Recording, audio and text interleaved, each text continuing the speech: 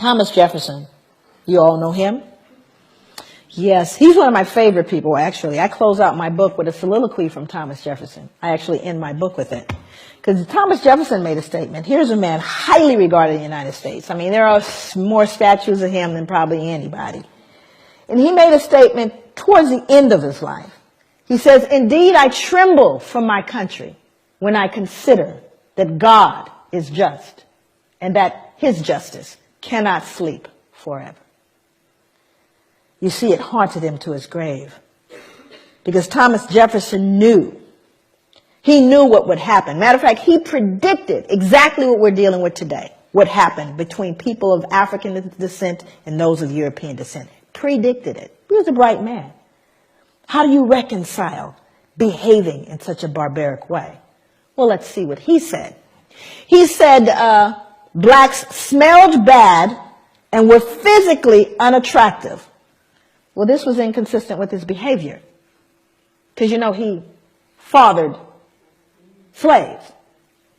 Sally Hemings. So they didn't smell that bad, huh? Now, here's a more important one. He said we required less sleep. Now, that one's more interesting to me. Why would he need to? What dissonance was he feeling that he would need to believe that blacks required less sleep? Why? What did he do? You know, he owned slaves. So what do you think? How hard do you think he worked them? What was a work day for a slave? Sunrise to sunset. But do you have any empirical evidence, Joy? Can you prove that? Because you know, if you can't write it, count it and measure it, it didn't happen in European culture. Is that correct? Got to count it and measure it. How many of you have measurable objectives? Measurable outcomes, you better measure it. I don't care if you tell them. Can you tell your boss really, truly, at the end of the year, we're doing better now? I've been to work every single day I've watched, and I can guarantee you we're doing better. Is that going to fly? That would be no. That means you have to count it and measure it. And if you didn't count and measure, it didn't happen. So when you start looking at the notion of requiring less sleep, that's an interesting thing, because I have to believe if I work you that hard. And boy, I got humbled when I found out how hard folks worked in the sugar plantations. Ooh-wee, I got humbled by how hard folks in the Caribbean were worked. But what I decided to do is I looked at the Library of Congress. Most of my work over the 9 years that it took to write the book, 6 years of that was research. The other part of it had to do with doing interviews of elders and reading slave narratives, and there are thousands of them. This is just one taken from the Library of Congress. Sarah Gudger from North Carolina wrote, "Never known nothing but work, never knew rest, felt like my back was going to break." This is the gospel truth. Then I looked at what happened in the sugar plantations. And this was amazing. One final set of grim numbers underlines the way slaves on sugar plantations like Codrington, was a plantation in Barbados, were systematically worked to an early death. When slavery ended in the United States, slaves imported over the centuries had grown to a population of nearly 4 million. When it ended in the British West Indies, total slave imports of well over 2 million left a surviving slave population of only about 670,000. More than twice as many slaves were shipped to the island of Jamaica alone than all 13 North American colonies combined. The Caribbean was a slaughterhouse. In fact, the reason why there was more importation of slaves to these plantations is because they died so frequently. They were treated so badly, ate so poorly, that females never reached their menstrual cycles.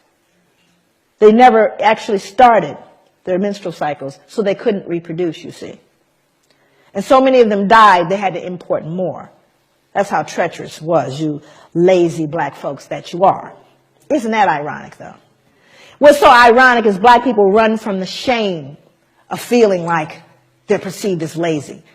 I live with that so much that when I would go to hotels, I would leave it cleaner.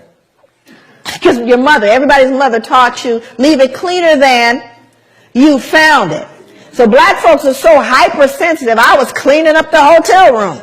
Because I wouldn't want anyone to think I'm dirty, right? Now, other people in the audience that are of color, how much harder did your parents tell you you had to work to get to even? How much harder? You had to work Twice as hard.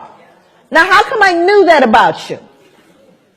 How come I knew that? Think about it. And yet at the same time, white people think we're lazy, you see? But we're so hypersensitive because of the shame, right? And then our ancestors will work to death. To death. Recently, they unearthed the slave cemetery. They unearthed actually a slave cemetery in New York City. It's on Wall Street, by the way, in the shadow of the bull. Unearthed the slave cemetery, and they still to this day they're struggling. They recently, have done a lot in terms of commemoration. I went to it took me everything to get to it. They had it blocked off so you couldn't get to it, but because they didn't want to deal with it. You can't just bulldoze a cemetery. So here in all these skyscrapers in the middle of it is this little cemetery, and there's slaves in that cemetery. More important than that was what the bones told us, because now you got CSI. Hell, I can go in there and tell you what's going on now.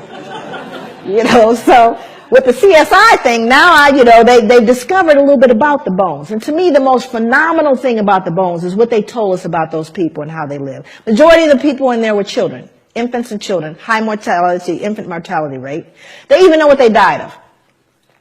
Died of malnutrition and starvation, because they could tell by the rotting of the teeth and the jawline. So even though they most likely grew food, they weren't allowed to eat it. And then they found something even more peculiar that speaks to this idea of why he believed we required less sleep. They would show a large frame man, and they would find an injury where the muscle actually detached itself from the bone as a result of exertion and not injury. Stay with me. It detaches itself from the bone as a result of exertion. That means you work so hard, the muscle detached itself from the bone. You don't see those kind of injuries in contemporary society because no one's going to work that hard. Unless, of course, you have a gun trained on you from sunrise to sunset. So we do have empirical evidence of how hard folks worked. Then he went on to say that we were dumb, cowardly, and incapable of feeling grief. Why would Thomas Jefferson need to believe that? Why would he need to believe we didn't feel grief? What was he doing, do you think, that produced cognitive dissonance? You were killing people. Not only were you killing people, beating them, you were selling them, yes? Selling mothers away from their children and husbands away from wives. And surely they don't feel it. Because if they felt it, that would make them human like me. So I simply say, and you see, it's not even so much that he said it, but he was an important person. If Joe, nobody said it, but he said it. So what do you think the rest of the folks, uneducated laborers, believed? Well, they don't feel grief, After all, Thomas Jefferson says they don't. So he becomes a critical person in making those statements. But you see, it was all to relieve and to settle the conscience that he died with. But these become very important as you see how these things move forward.